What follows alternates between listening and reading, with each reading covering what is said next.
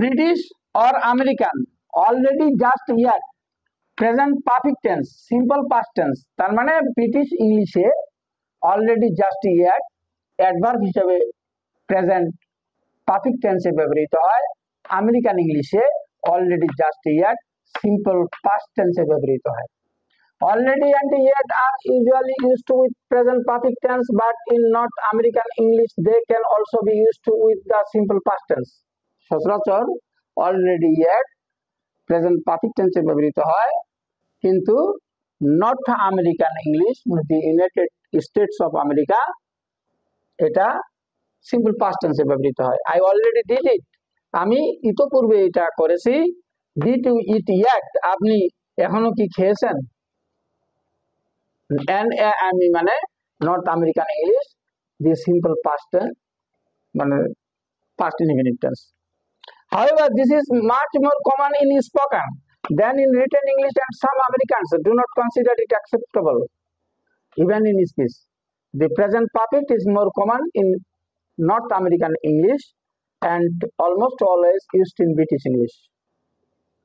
এটা স্পোকেন ইংলিশে রিটেন ইংলিশের চেয়েও বেশি কমন।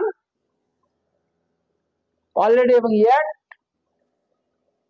এবং কিছু কিছু আমেরিকানরা এটাকে গ্রহণযোগ্য মনে করে না ইভেন ইন স্পিচ, স্পোকেন ইংলিশে।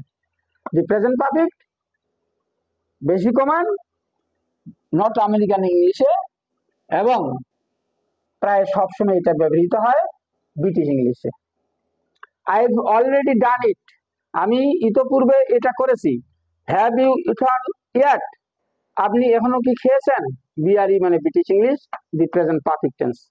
Just is mostly used to with the perfect tenses in British English and with the simple past in North American English. Just adverb এই মাত্র মানে বেশিরভাগ ব্রিটিশ ইংলিশে ব্যবহৃত হয় প্রেজেন্ট পারফেক্ট টেন্সে, এবং আমেরিকান ইংলিশে সিম্পল পাস্ট টেন্সে ব্যবহৃত হয়। I just had some bad news, আমি এইমাত্র কিছু খারাপ খবর পেয়েছি। I just got some bad news, আমি এইমাত্র কিছু খারাপ খবর পেলাম। এখানে present perfect tense just British English, এখানে simple past tense just north American English মানে American English.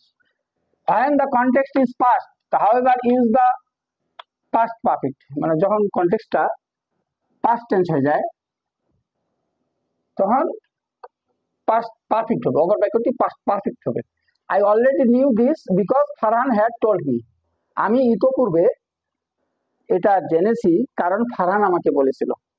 Okay, so hope to see you again, bye for now.